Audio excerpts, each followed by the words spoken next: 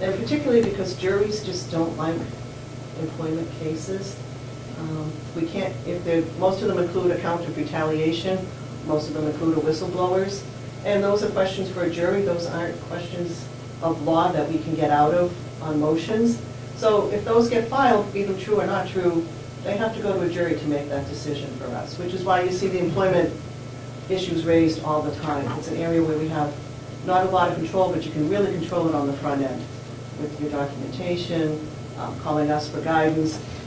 Employment cases involve a lot of emotion, especially for those who are really involved in it. You're kind of adversarial, unfortunately, because some people feel very right, some people feel they're being very wronged. We can kind of help disperse some of that and give you a different perspective. Yeah, we try to stress to our department heads that we need good documentation. Right. Is there any form of training that could be done in that area? We do have an HR academy that helps with good hiring, good firing processes that we can work with them. They can come down and do. Because I think we can always use more training in that area. Definitely. And it's important for all your departments. Some of your, I believe probably that your county attorney's office isn't truly underneath you, but also would benefit any departments that you have like that. They would all benefit because they're all exposed to the same issues. Yep. And they're covered under the same agreement. They don't have their own separate agreement. So whatever they do in the end does cost the county in regards to their contribution to Primex. Yep. So I think it's really important, and I know you have a new county attorney on board. Right. Maybe for some time to get him involved as well, to get to know who we are and how we work, and that we're not an adversarial group. We really want to help you mitigate your losses and work with you as closely as we can. I got another question for you, maybe off the subject a little bit, but when we have elected officials, they have, in case of the sheriff's department, they have the right to hire and fire. Right. And we have no say. We can give a recommendation, but the ultimate decision is left up to the elected official. No question. But we are still held liable. Yes, we are. And we have Seems this to me issue to at be every a county. problem there. That's why we like to get to them, make a relationship with them and work with them. We can make those inroads, or if you have a good relationship with them, we can set up a time to come and talk to them about these kind of issues and what we see. I know it's not any more pleasant for them to have to be sitting in a courtroom than it is for anybody else in the county. I'm just thinking in regards to the taxpayer having to foot the bill. Right, and so we'd like to mitigate with them as well, and whatever we can do with that process in place, we're more than happy to work with you to get to that point, especially your sheriff isn't participating in it as well, years now. Yeah.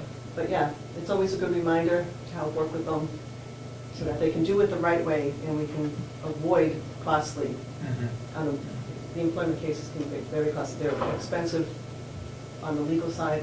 And settlements, juries tend to be very generous with them. Everybody's had a boss they don't like, or someone they know who hasn't worked for someone they'd like. So again, for jury, they're a really emotional case as well.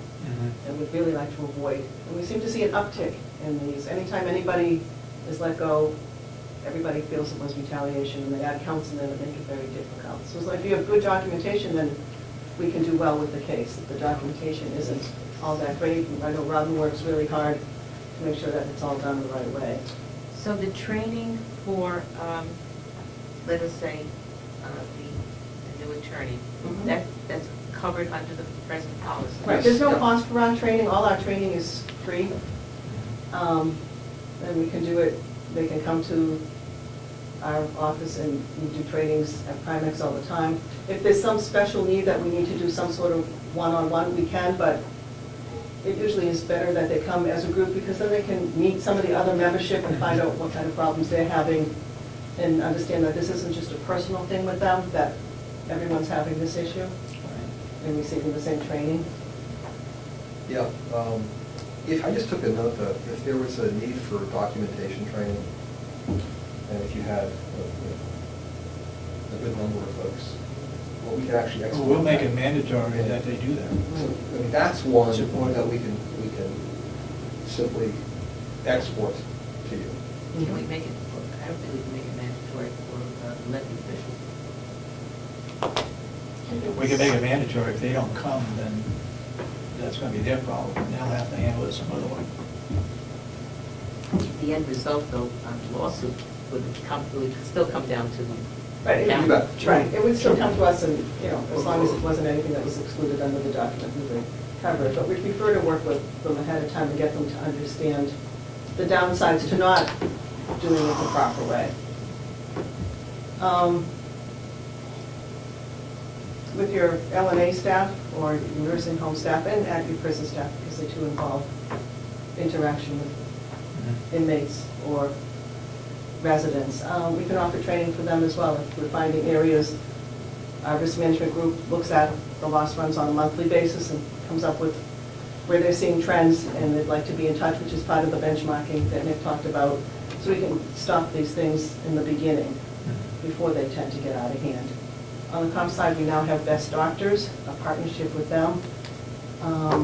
They're a group that works with world-renowned physicians, occupational health centers throughout the state. And we find that if we can keep people from going to the emergency room, first off, the cost of the emergency rooms is astronomical. Yeah. If you send them to an ER, between $300 and $400. We can send them to an health center or a clinic that we have a relationship, or Best Doctors has a relationship, it's probably under $100. So the savings alone right there is large. But also they understand a workers' comp injury. They understand the goal is not to keep them out, not to keep them medicated, but to ease them back to work, get them the best care they can, and then get them back, be it a light duty position, then back to their full duty position. You probably don't have any of those doctors up in this neighborhood. We're Just working gonna out ask there about that. on trying to get relationships and working with the ones that you do have up here to avoid them going to the ER. Tammy, we've had, Did you have them come up? yes, our safety committee, we had Steve McDougal and, no, it was Tom, okay. Tom Callahan. Tom Callahan. And that's actually going out in our payroll as a Oh, good. flyer. What we determined out of that group is the closest health center to us would be Seacoast Ready Care, which is over in the Dover area. But our group determined that, you know, we travel 40 minutes anyway to go anywhere up here, and we thought that that probably would be the group that we would utilize. But we're starting to get the word out to the employees this week. It'll go out in their paychecks, and then we're going to start working on having some trainings and having Best Doctors come in and do some training for the staff. And then they're working with other facilities to try to get some better relationships so that if they do go to local physicians, they can understand what the goal is and how to get people back to work.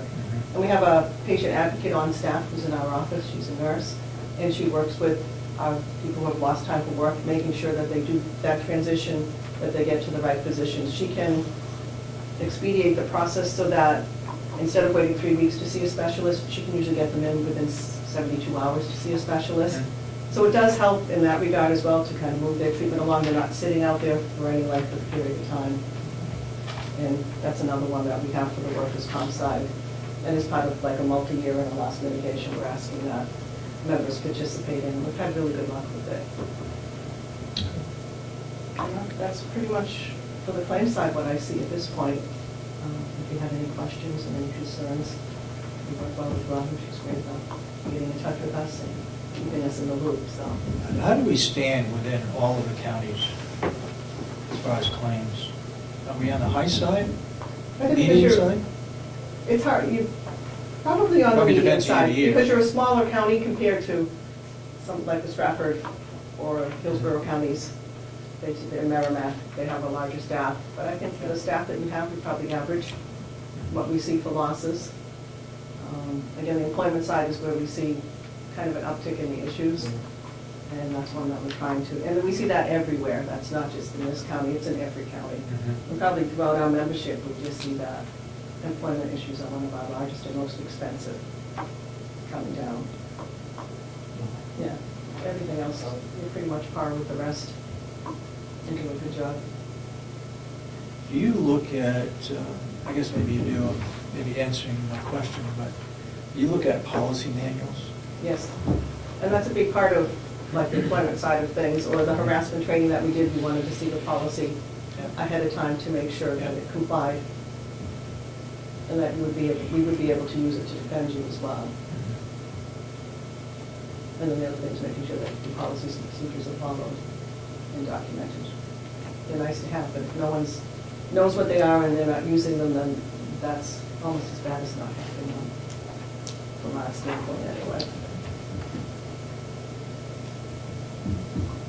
Anything else? If not, thanks. Not that I can think of right now. Let us know. Robin or Kathy, you have any questions?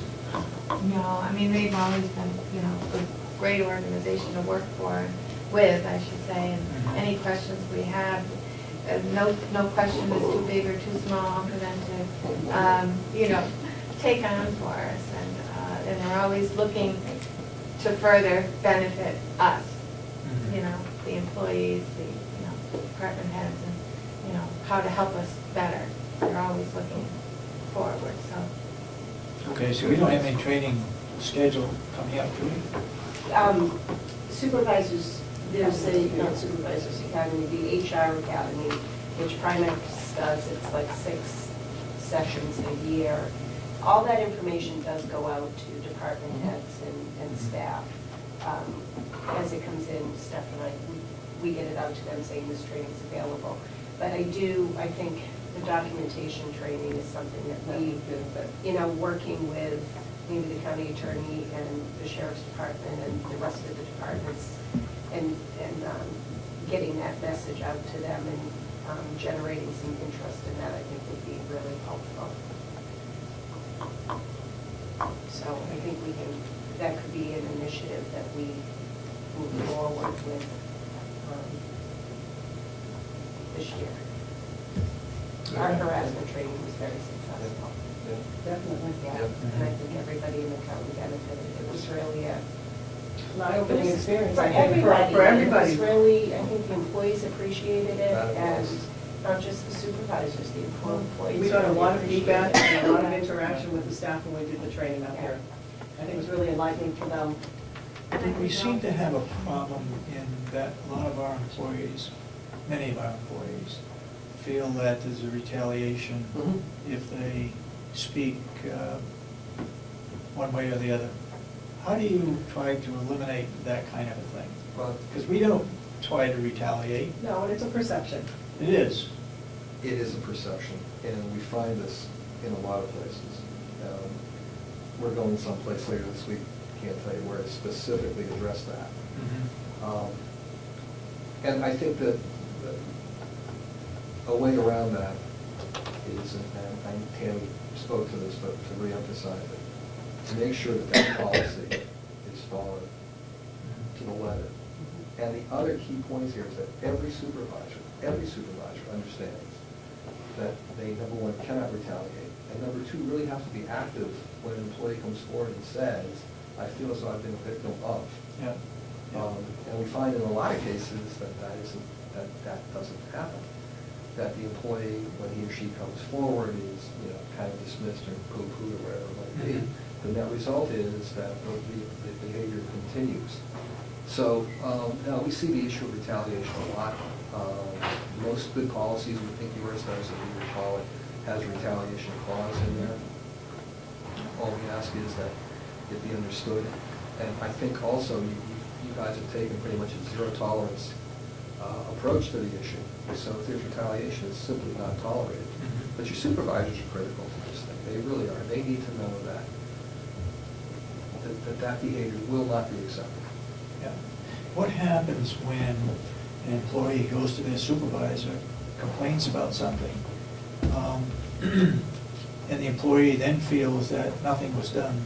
How do they know that if nothing is being done,